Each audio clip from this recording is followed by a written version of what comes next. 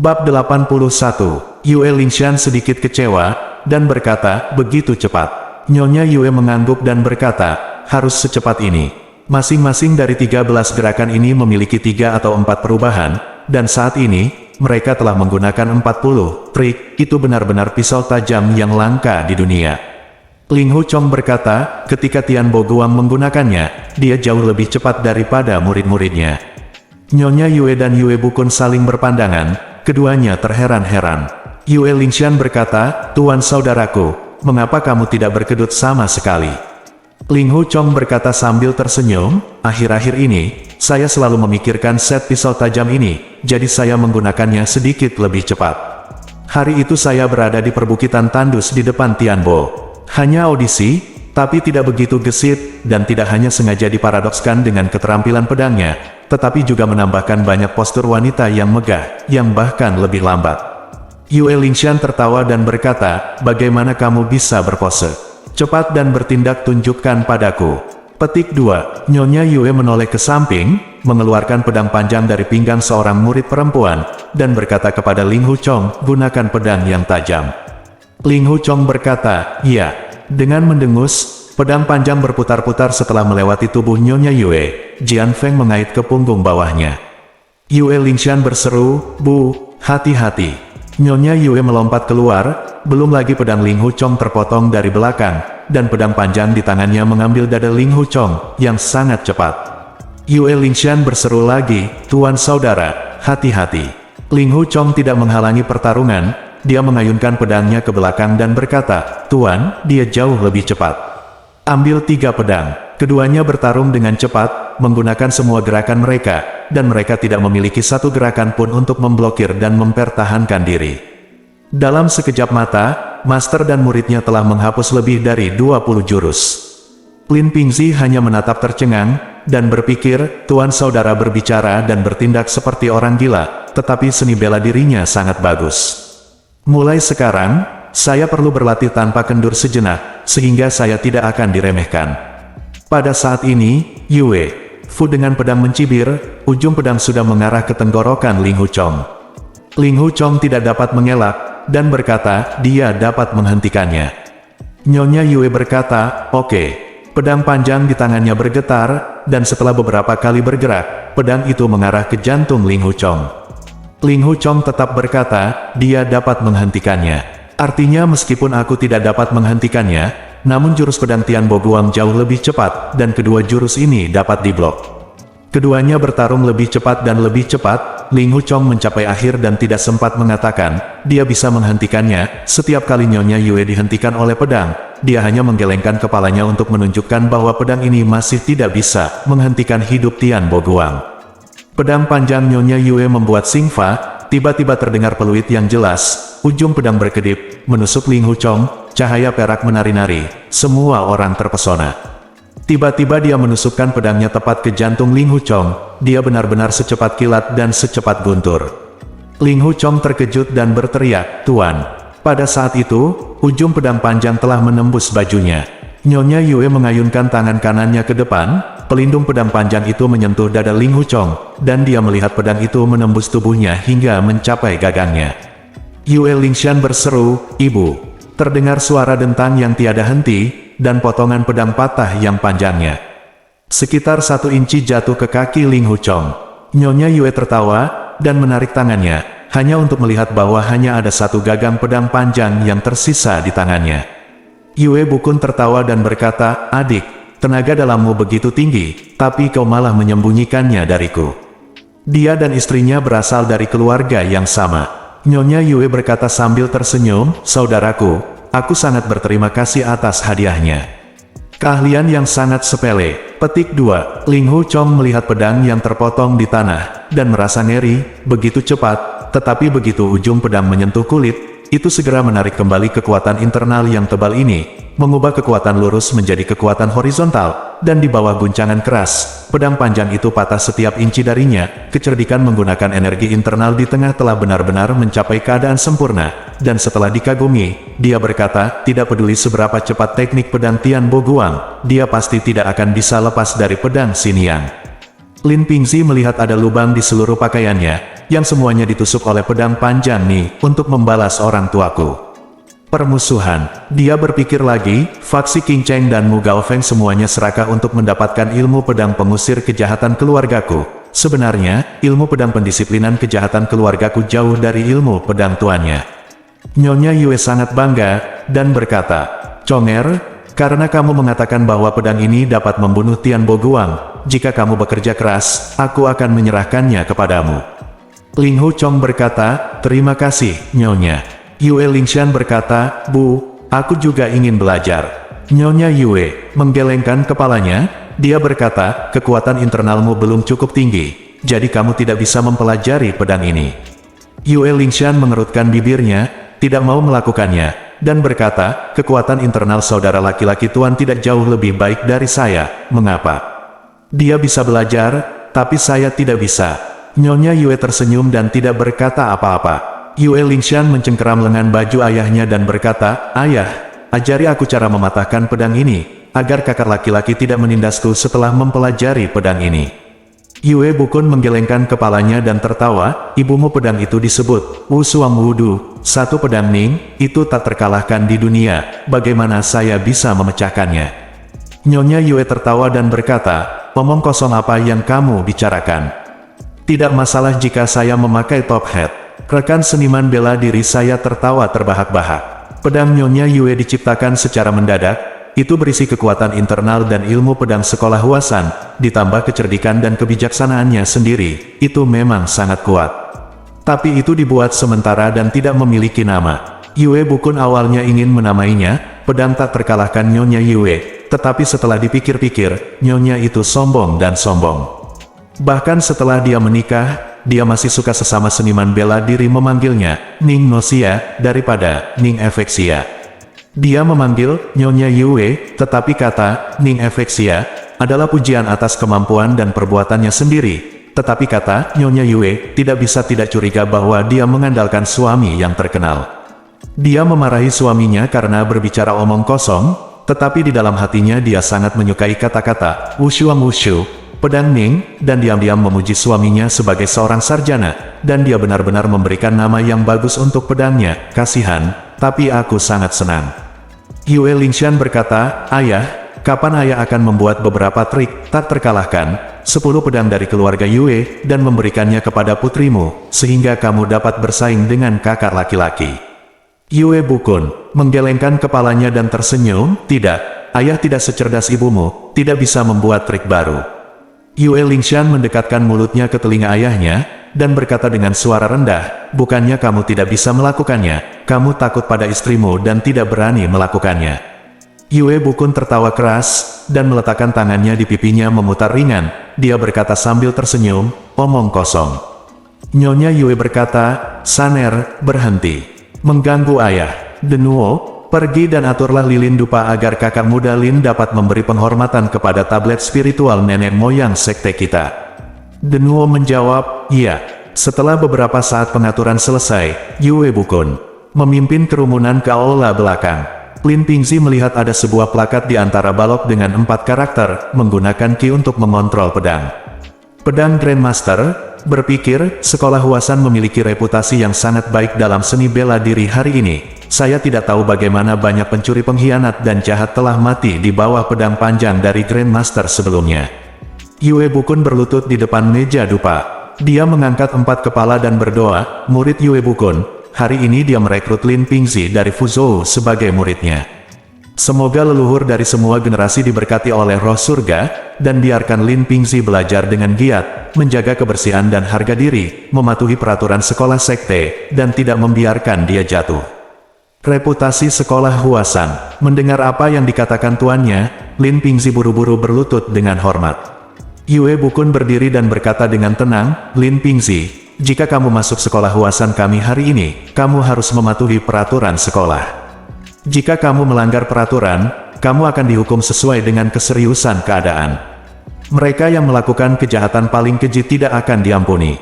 Selama 100 tahun, meskipun Anda dapat bersaing dengan faksi lain dalam seni bela diri, kemenangan atau kekalahan sesaat tidak signifikan. Hal yang sangat penting adalah bahwa semua murid sekolah ini menghargai reputasi tuan mereka. Kamu harus mengingat bagian ini dengan baik, hentikan. Lin Pingzi berkata, ya, murid ini akan mengingat ajaran guru. Yue Bukun berkata, Ling Huchong, bacakan peraturan sekte agar Lin Pingzi dapat mempelajarinya. Ling Huchong berkata, ya, Kakak Lin, dengarkan baik-baik. Perintah pertama dari sekte ini adalah melarang para guru dan menghancurkan leluhur, serta tidak menghormati orang yang lebih tua. Perintah kedua adalah melarang orang yang lemah dan menyakiti orang yang tidak bersalah. Perintah ketiga adalah melarang perzinahan dan nafsu dan menganiaya wanita. Perintah keempat adalah melawan kecemburuan, kanibalisme. 5 sila tidak mementingkan diri sendiri dan mencuri properti. 6 sila itu sombong dan menyinggung orang yang sama. 7 sila itu adalah pergaulan bebas dengan bandit dan berkolusi dengan roh jahat. Ini adalah 7 sila Huasan, dan murid-murid sekte kita harus mengikutinya secara keseluruhan. Cara Lin Ping, ya, adik, ingatlah 7 sila Huasan yang diungkapkan oleh kakak laki-laki. Berusaha keras untuk mematuhi itu, dan tidak berani melanggarnya. Bab 82, Yue Bukun tersenyum dan berkata, oke, itu saja. Sekte ini tidak seperti sekte lain, ada banyak aturan dan sila bersih. Anda hanya perlu mengikuti 7 sila ini, selalu ingat kebajikan dan kebenaran terlebih dahulu, dan jadilah pria yang jujur, dan tuan dan istri akan sangat bahagia. Lin Pingzi berkata, ya. Dia bersujud kepada tuan dan istri, dan kepada semua saudara dan saudari berlutut dan memberi hormat. Yue Bukun berkata, Pinger, mari kita kubur orang tuamu terlebih dahulu, dan biarkan kamu melakukan yang terbaik untuk mengajarkan keterampilan dasar sekte kami. Lin Pingzi jatuh ke tanah dengan air mata berlinang, dan berkata, terima kasih, tuan dan nyonya. Yue Bukun mengulurkan tangannya untuk membantunya berdiri, dan berkata dengan lembut, di sekte ini, semua orang sedekat keluarga, tidak peduli siapa yang harus dilakukan, semua orang terkait erat, dan tidak perlu agar lebih sopan. Dia menoleh. Siang Ling Huchong melihat ke atas dan ke bawah, dan setelah beberapa saat dia berkata, Conger, berapa banyak dari 7 sila Huasan yang telah kamu langgar kali ini ketika kamu turun gunung? Jika ada yang melanggar peraturan sekolah, dia akan dihukum seberat-beratnya, dan langsung berlutut di depan meja dupa sambil berkata, saya telah menemukan kejahatan saya, teman-teman muridku. Menurut sila, Luo Renji dari golongan King Cheng dibunuh di gedung Huiyan di Hengshan. Yue Bukun mendengus, ekspresinya sangat serius. Yue Lingshan berkata, ayah, Luo Renji yang datang untuk menggertak kakak senior. Pada saat itu, kakak senior terluka parah setelah berkelahi dengan Tian Boguang. Luo Renji memanfaatkan bahayanya, bagaimana mungkin kakak senior menunggu kematian? Yue Bukun berkata, jangan mencampuri urusanmu sendiri, masalah ini masih dimulai ketika Conger menendang 2 murid King Cheng hari itu. Jika tidak ada kecurigaan sebelumnya, lalu bagaimana Luo Renji bisa mengambil keuntungan dari Conger? Bahaya, Yue Lingshan berkata, tuan saudara menendang murid King Cheng, Anda telah mengalahkannya 30 tongkat, hukuman telah berlalu, akun sebelumnya telah diselesaikan, dan tidak ada lagi yang dihitung. Kakak laki-laki terluka parah dan tidak bisa dipukuli lagi. Yue Bukun melirik putrinya, dan berkata dengan tajam, saat ini, kita sedang mendiskusikan sila di sekolah kita. Kamu adalah murid Huasan, jadi jangan menggangguku sembarangan. Yue Lingshan jarang melihatnya ayah berbicara begitu kasar padanya, aku hampir menangis. Pada saat normal, meskipun Yue Bukun mengabaikannya, Nyonya Yue akan tetap menghiburnya dengan kata-kata lembut, tetapi saat ini, Yue Bukun adalah ketua sekte, mempelajari disiplin sekte, dan Nyonya Yue tidak nyaman untuk memperhatikan kepada putrinya, dia hanya pura-pura tidak memperhatikan. Yue Bukun berkata kepada Ling Huchong, Luo Renji mengambil keuntungan dari bahayamu dan sangat mempermalukanmu.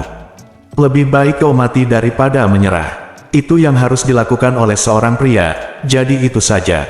Tapi mengapa kau mengatakan sesuatu yang kasar kepada sekte Hengshan?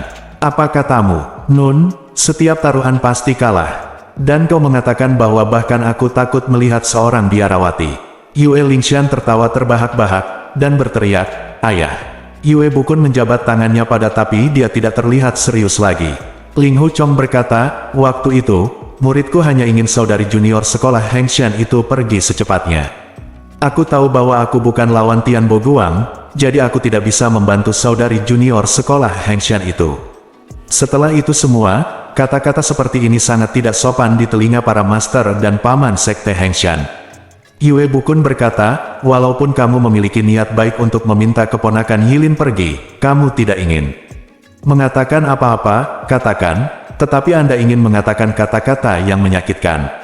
Anda selalu terlalu sembrono. Semua orang di Sekte 5 Pedang Suci sudah tahu tentang masalah ini, dan orang lain pasti akan mengatakan di belakang Anda bahwa Anda bukan seorang pria dan menyalahkan saya karena tidak kompeten. Kata Ling Huchong, ya, murid itu bersalah. Yue Bukun berkata lagi, kamu sedang memulihkan diri di halaman Kunyu. Kamu bisa mengatakan bahwa kamu terpaksa melakukannya, tetapi kamu menyembunyikan keponakan Yilin dan penyihir kecil dari iblis. Sekte di bawah tempat tidur, betapa berbahayanya memberitahu Yu Guanzu dari sekolah Qingcheng bahwa dia adalah wanita kembang api dari Hengshan. Jika masalah ini terungkap, reputasi sekolah Huasan saya akan hancur. Bagaimana Anda bisa benar? Dengan keringat dingin di punggungnya, dan berkata dengan suara bergetar, ketika saya memikirkan kejadian ini sesudahnya, saya juga berkeringat deras. Ternyata guru sudah lama mengetahuinya. Yue Bukun berkata, sekte iblisku yang mengirimmu ke Kunyu Courtyard untuk memulihkan diri. Aku baru mengetahuinya, tapi saat kau menyuruh kedua gadis kecil itu bersembunyi, aku sudah berada di luar jendela. Ling Huchong berkata, untungnya, guru tahu bahwa murid itu tidak bersalah, anak yang hilang. Yue Bukun berkata dengan geram, jika kamu benar-benar seorang pelacur di rumah bordil, aku akan memenggal kepalamu, bagaimana mungkin aku membiarkanmu hidup sampai hari ini? Ling Huchong berkata, iya. Wajah Yue Bukun menjadi semakin serius, dan setelah beberapa saat, dia berkata, kamu tahu bahwa gadis bermargaku adalah anggota kultus iblis, mengapa kamu tidak membunuhnya dengan pedang? Meskipun kakeknya telah menyelamatkanmu, hidup, tapi ini jelas ini adalah cara bagi orang-orang di pemujaan iblis untuk memberikan rahmat dan menghasut kebenaran, dan memprovokasi sekte pedang 5 gunung saya. Anda bukan orang bodoh, bagaimana mungkin Anda tidak tahu? Sebenarnya ada konspirasi besar yang tersembunyi di dalamnya, fakta bahwa dia menyelamatkan hidupmu. Liu Zhengfeng sangat cerdik dan cakap, tetapi dia tidak bisa menahannya. Kamu tahu yang sebenarnya, tetapi pada akhirnya, kamu akan hancur dan keluargamu akan hancur. Kamu telah menyaksikan yang berbahaya dan metode kejam dari kultus iblis. Tapi kami telah melakukan perjalanan dari Hengshan ke Huasan, dan saya belum mendengar Anda mengucapkan sepatah kata pun untuk mengutuk kultus iblis. Kata-kata, Conger, saya melihat bahwa setelah seseorang menyelamatkan hidup Anda telah menjadi sangat bingung tentang perbedaan antara yang baik dan yang jahat, kesetiaan dan pengkhianat. Hal ini melibatkan sendi utama kehidupan masa depan Anda, sila ketujuh saya Huasan di sini, tidak ada ambiguitas. Ling Huchong mengenang malam itu di Gunung Tandus. Mendengarkan ansambel piano dan seruling Kuyang dan Liu Zhengfeng, jika dikatakan bahwa Kuyang menyembunyikan niat jahat dan dengan sengaja menjebak Liu Zhengfeng, itu akan sangat berbeda.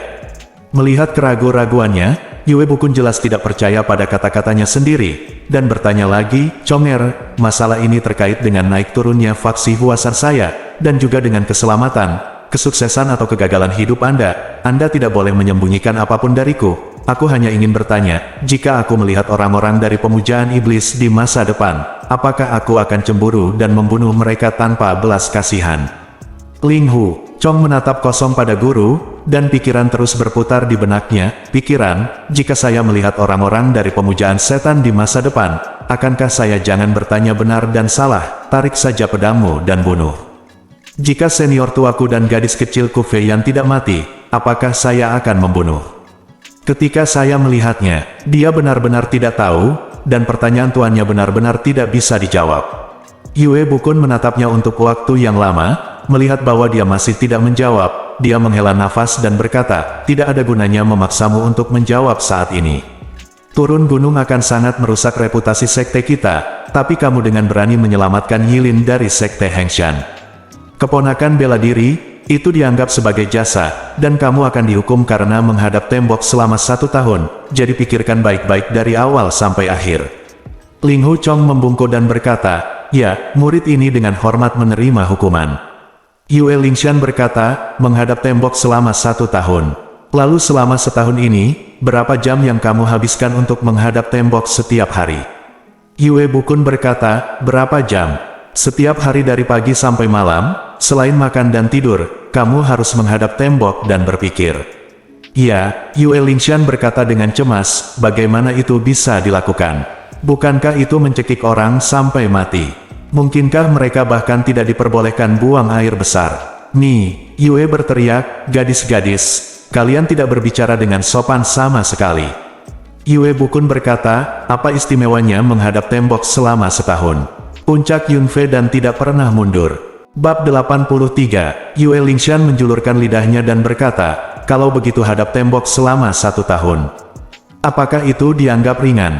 Bahkan," saudara laki-laki Tuan berkata, "ketika kamu melihat seorang biarawati, kamu akan kehilangan setiap pertaruhan, itu semua karena kebaikan untuk menyelamatkan orang, dan bukan niat untuk mengutuk." Yue Bukun berkata, "Karena kebaikan maka hukumlah dia untuk menghadapi tembok selama setahun. Jika itu keluar dari niat jahat, saya tidak akan menyalahkannya karena merontokkan semua giginya dan memotong lidahnya."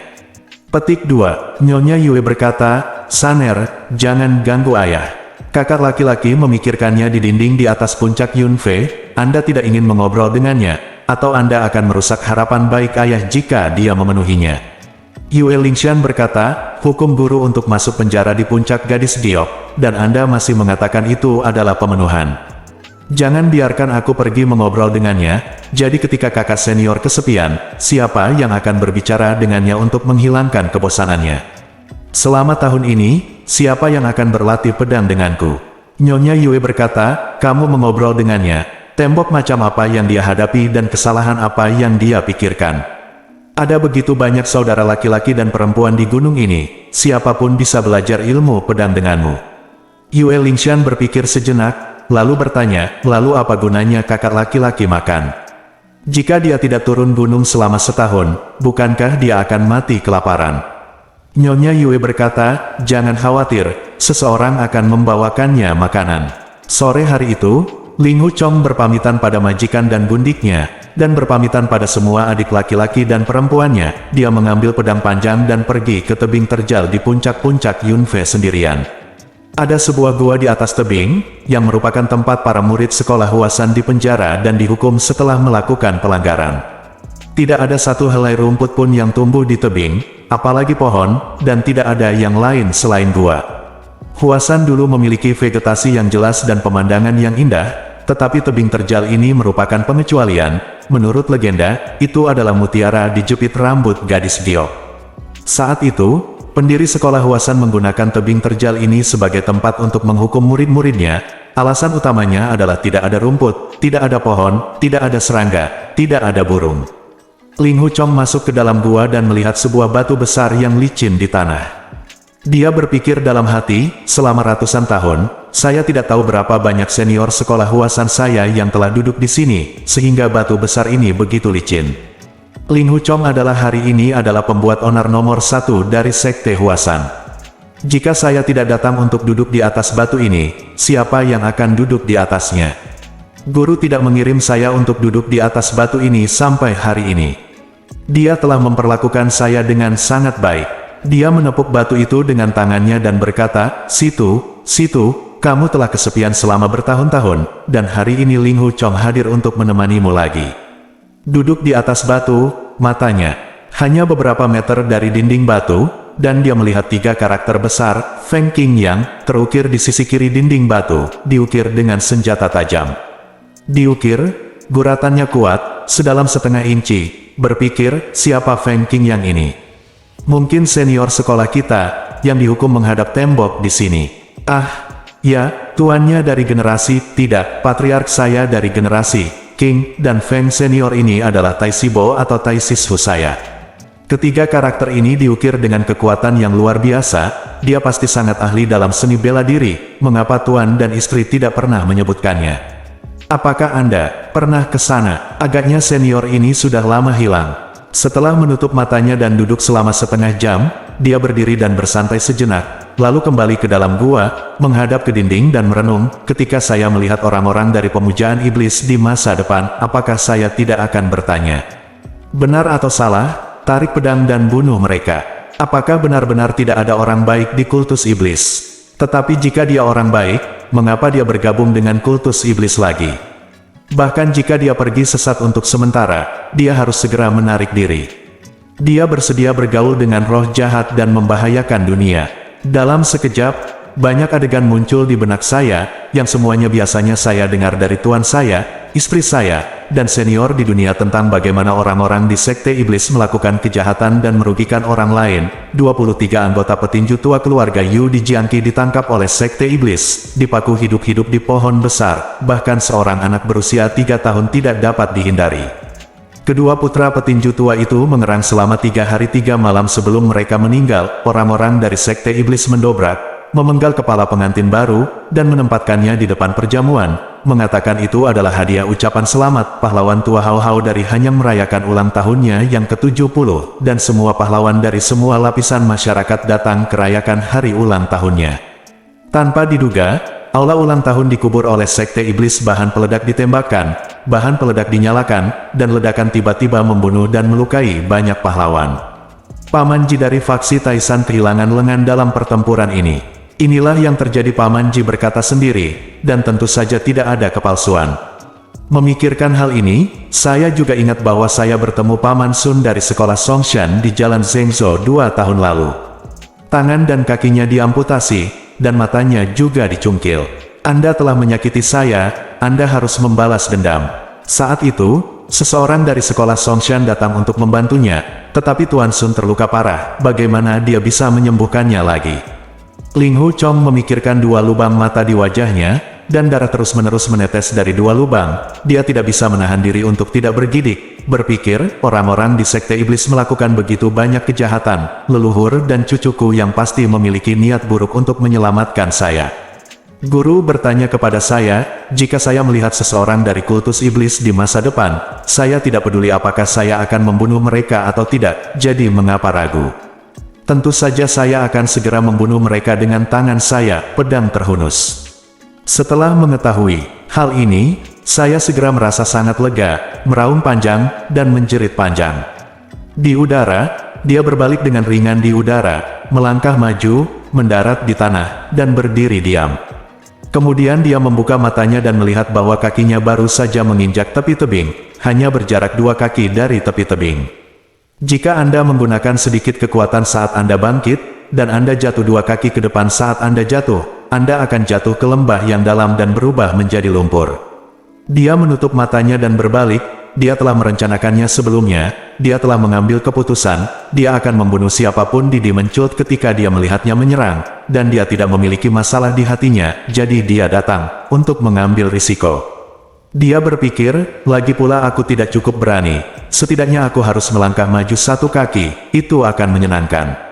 Tiba-tiba seseorang di belakangnya bertepuk tangan dan berkata sambil tersenyum, "Tuan saudara, kamu sangat baik." Itu adalah suara Yue Lingshan. Ling Hu Chong sangat gembira, berbalik dan melihat. Yue Lingshan sedang memegang keranjang nasi di tangannya, dan berkata sambil tersenyum, "Tuan saudara, aku membawakanmu makanan."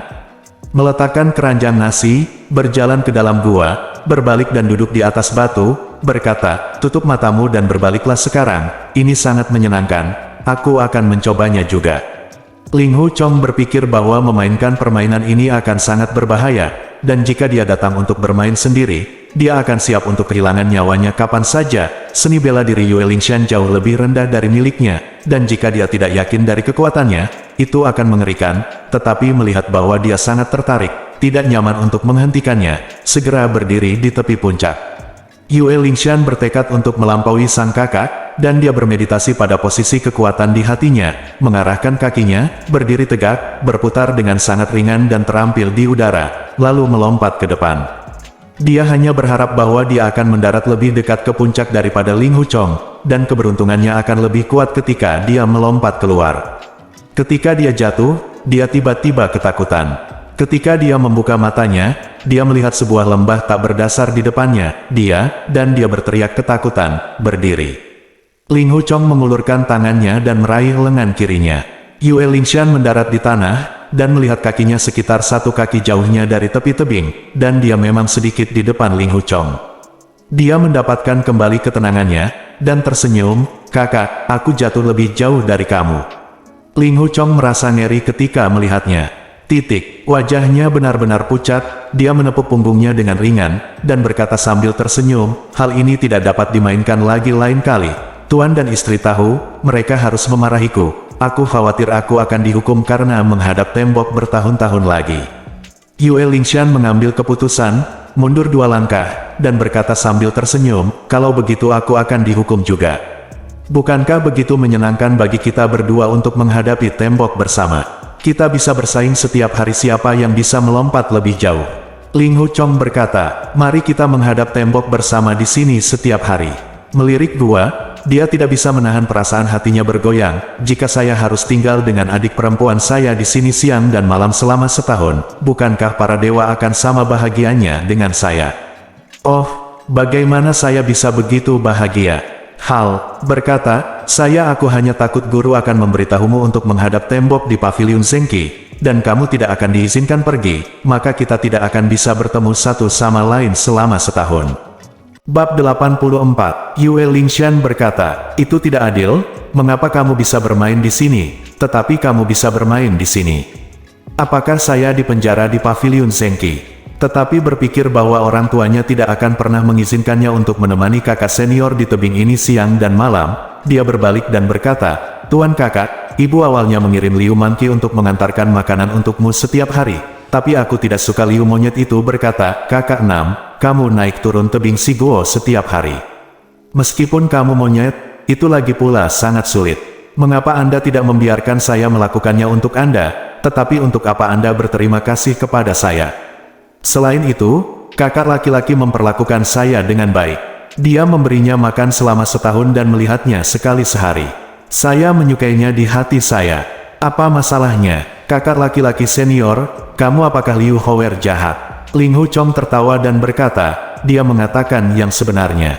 Yue Lingshan berkata, Liu Hower juga berkata, biasanya saya ingin belajar lebih banyak tentang kungfu dari kakak laki-laki.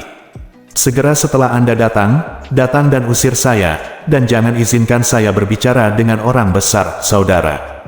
Kakak laki-laki, kapan ini akan terjadi? Liu Hower benar-benar berbicara omong kosong. Dia berkata, di tahun depan, saya akan menjadi satu-satunya yang bisa pergi ke Siguoya untuk melihat tuan saudara, tetapi Anda menang, aku tidak bisa melihatnya. Aku kehilangan kesabaran, tapi dia mengabaikanku, dan kemudian. Ling Hu Chong berkata, lalu kamu menghunus pedangmu untuk menakutinya. Yue Lingshan menggelengkan kepalanya dan berkata, tidak, saat itu aku sangat marah sampai menangis, dan Liu Hower datang untuk memintaku untuk mengantarnya pergi. Ini makanan untukmu. Ling Hu Chong menatap wajah kecilnya dan melihat bahwa matanya sedikit bengkak, dan dia benar-benar menangis. Jadi dia sangat terharu, dan berpikir dalam hati, dia memperlakukanku seperti ini, aku akan mati untuknya 100 kali 1000 kali, aku bersedia. Yue Lingshan membuka nasi keranjang, mengeluarkan 2 piring, dan mengeluarkan 2 set mangkuk dan sumpit, dan meletakkannya di atas batu besar. Ling Hu Chong bertanya, 2 set mangkok dan sumpit. Yue Lingshan tersenyum dan berkata, aku akan makan denganmu. Lihat. Apa ini? Dia mengeluarkan labu arak kecil dari bawah keranjang nasi. Ling Hu Chong kecanduan alkohol, dan ketika dia melihat anggur, dia berdiri dan membungkuk dalam-dalam kepada Yue Lingshan, dan berkata, terima kasih banyak. Saya khawatir saya tidak akan minum anggur ini, tahun. Yue Lingshan mencabut labu itu dan meletakkan labu itu dikirim ke Ling Hu Chong, dan dia berkata sambil tersenyum, kamu tidak boleh minum terlalu banyak. Aku hanya bisa mencuri labu sekecil itu untukmu setiap hari. Jika ada lebih, aku khawatir ibuku akan merasakannya. Ling Hu Chong meminum arak labu kecil itu dengan perlahan, lalu memakannya. Menurut peraturan aliran Huasan, para murid tidak makan daging dan sayuran ketika memikirkan tentang tebing. Jadi yang dimasak Ling Hu Chong di dapur hanyalah semangkuk besar sayuran hijau dan semangkuk besar tahu. Yue Lingshan berpikir bahwa dia sedang mengalami kesulitan dengan kakak laki-lakinya, tetapi dia juga menikmati makan. Setelah mereka berdua makan malam, Yue Lingshan mengobrol lagi dengan Ling Hu Chong selama setengah jam. Melihat hari mulai gelap, dia mengemasi piring dan turun gunung. Sejak itu, setiap malam, Yue Lingshan mengirim makanan ke tebing, dan keduanya berbagi makanan. Siang hari berikutnya Ling Hu Chong memakan makanan sisa kemarin. Meskipun Ling Hu Chong tinggal sendirian di tebing, dia tidak merasa kesepian, ketika dia bangun pagi-pagi, dia bermeditasi dan berlatih. Meninjau teknik Qigong dan pedang yang diajarkan oleh gurunya, dan bermeditasi pada teknik pisau cepat Tian Bo Guang, dan jurus Wu Suang Wudu, keluar Ganing, yang diciptakan oleh istrinya.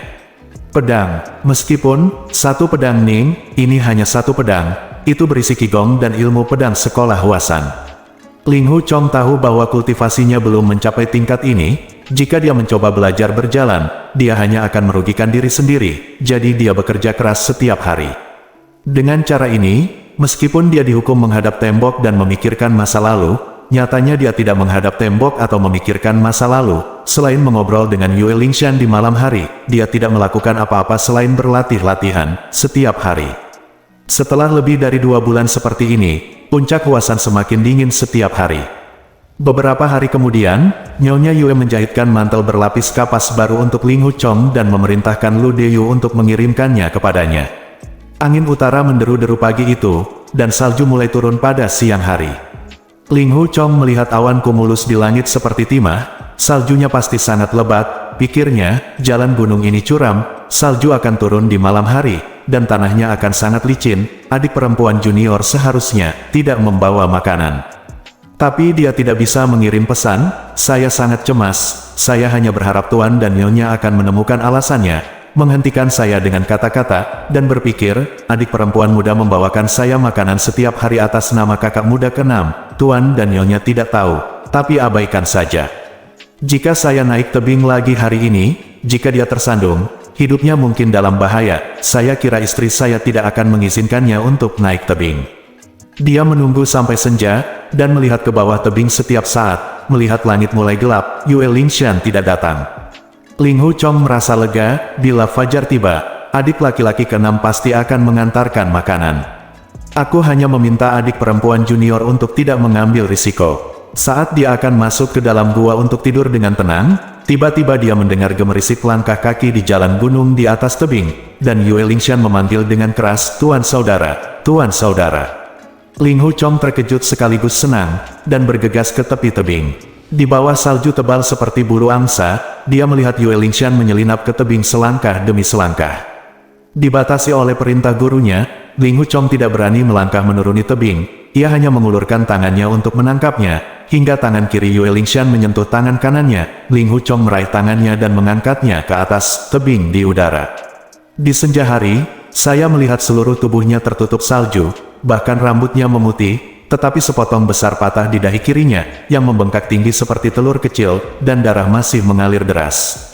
Ling Hu Chong berkata, kamu. Yue Lingshan meratakan mulutnya, seperti hendak menangis, dan berkata, aku jatuh dan menjatuhkan keranjang makananmu ke lembah, kamu akan menderita malam ini, lapar. Ling Hu Chong merasa bersyukur dan bersimpati pada saat yang sama, mengangkat lengan bajunya dan menekan lembut lukanya beberapa kali, dan berkata dengan lembut, adik perempuan, jalan gunung sangat licin, kamu benar-benar tidak boleh naik. Yue Lingshan berkata, aku merindukanmu, ayo makan, mari kita bicara. Lagi pula, aku ingin bertemu denganmu. Ling Hu Chong berkata, jika kamu jatuh ke lembah karena ini, bagaimana aku bisa merasa kasihan pada guru dan nyonya? Yue Lingshan tersenyum dan berkata, lihat dirimu terburu-buru. Bukankah itu bagus? Sayang sekali aku tidak berguna, dan ketika aku sampai di tepi tebing, aku menjatuhkan keranjang nasi dan labu. Ling Hu Chong berkata, aku hanya berharap kamu aman, dan tidak masalah jika aku tidak makan selama 10 hari. Yue Lingshan berkata, ketika aku setengah jalan menuju puncak, tanahnya meluncur sangat keras. Aku menghela nafas dan melompat beberapa kali, dan aku benar-benar melompat ke lereng curam di sebelah 5 pohon pinus. Saat itu, aku sangat takut jatuh ke lembah di bawah. Ling Hu Chong berkata, adik perempuan, Anda berjanji kepada saya bahwa Anda tidak boleh mengambil risiko untuk saya di masa depan. Jika Anda jatuh, saya pasti akan melompat turun bersama Anda. Mata Yue Lingshan mengungkapkan kegembiraan yang tak terbatas, dan berkata, kakak, sebenarnya, Anda tidak perlu aku khawatir. Aku terpeleset mengantarkan makanan untukmu karena aku tidak hati-hati, jadi mengapa kamu harus merasa tidak nyaman? Bab 85, Ling Hu Chong menggelengkan kepalanya perlahan dan berkata, ini bukan karena kegelisahan hatimu. Karena itu, dia jatuh ke lembah dan mati, apakah saya juga akan melompat ke lembah untuk menemaninya? Dia masih menggelengkan kepalanya perlahan dan berkata, saya akan berusaha sebaik mungkin untuk menghidupi orang tuanya dan menjaga keluarganya, tetapi saya tidak akan melompat dari tebing untuk mati karena ini. Teman, Yue Lingshan berbisik, tapi jika aku mati, kamu tidak ingin hidup lagi. Ling Hu Chong berkata, tepat saya, jika Anda ingin mengirimkan makanan kepada orang lain, jadi ketika menghadapi bahaya, saya bertekad untuk tidak hidup.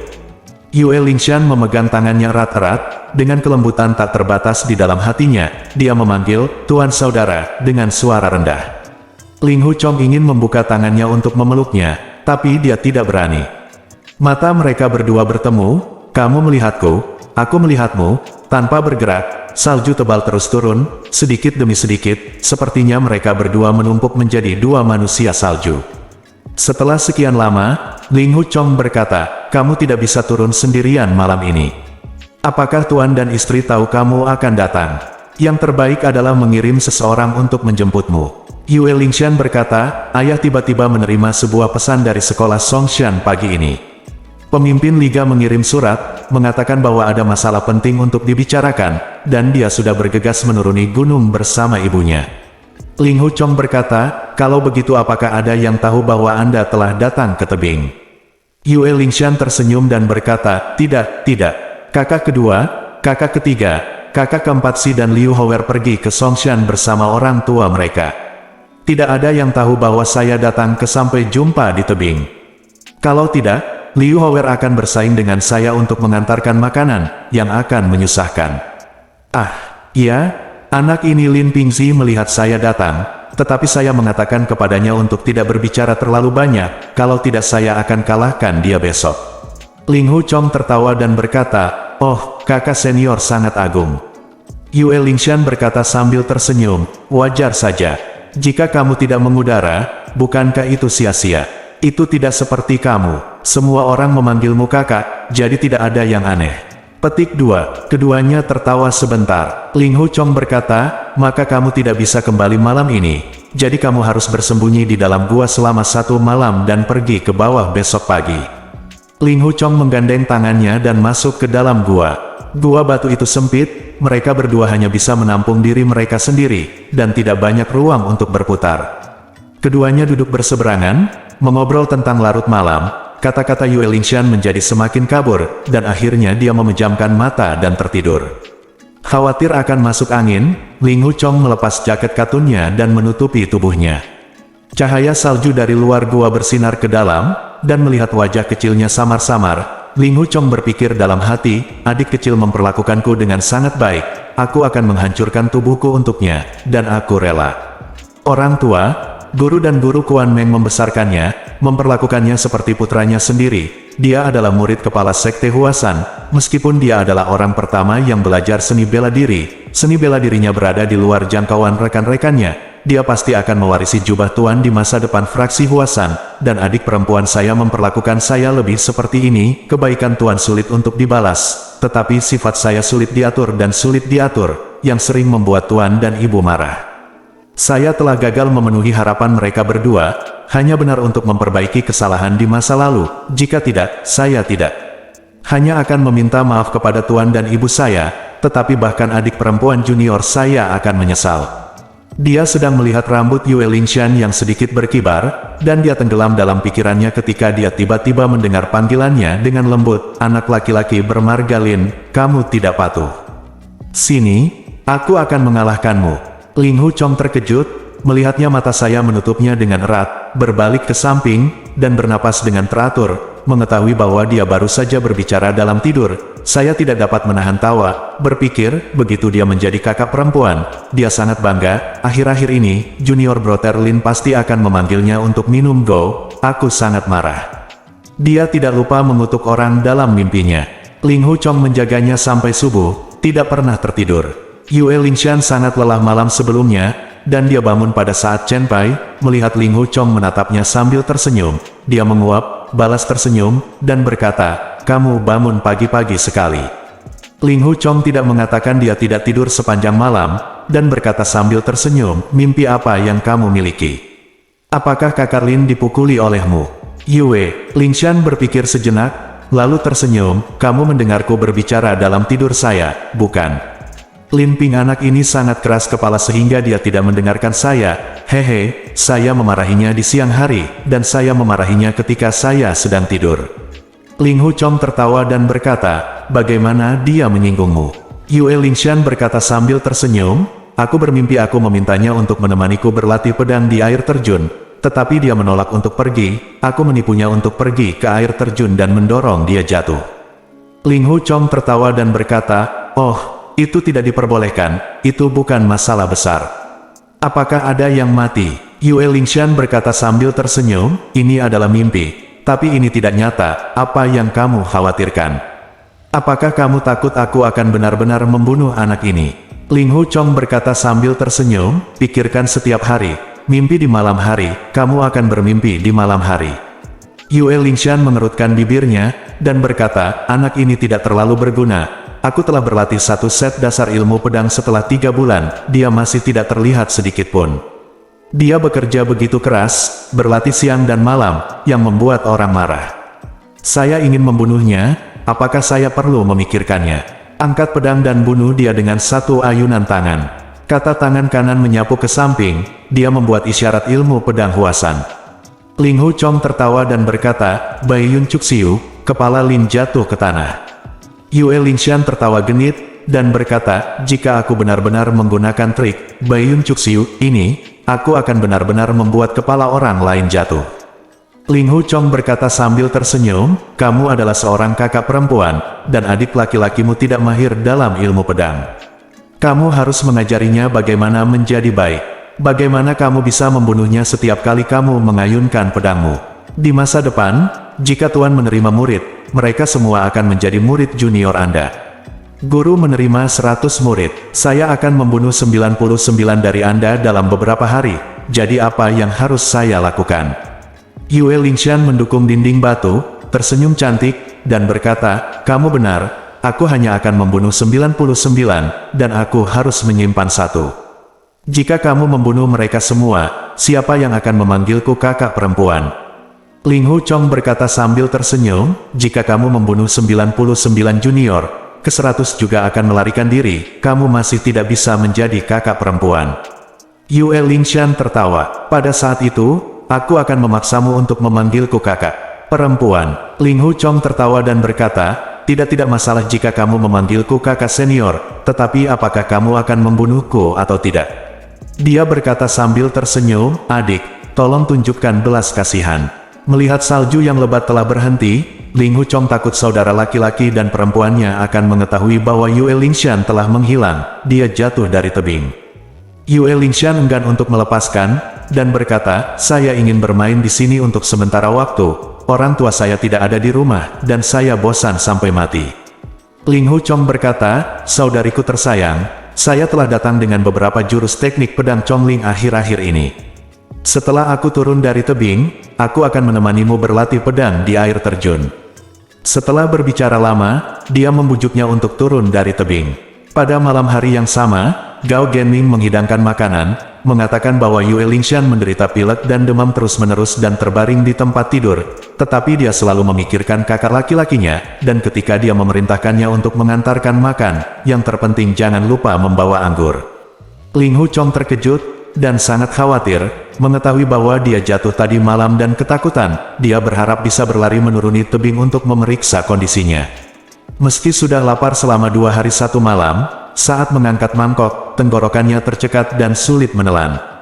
Gao Genming tahu bahwa kakak laki-laki dan adik perempuan junior sedang jatuh cinta, dan ketika dia mendengar bahwa dia sakit, dia sangat cemas, dan membujuk, kakak laki-laki tidak perlu terlalu khawatir. Kemarin turun salju lebat, dan adik perempuan junior harus rakus untuk bermain di salju. Akibatnya, kami menderita flu. Kami semua adalah orang yang mempraktikkan energi internal, sedikit angin dan dingin, jika menghalangi apapun, minum 1 atau 2 dosis obat, dan itu akan baik-baik saja. Bersambung.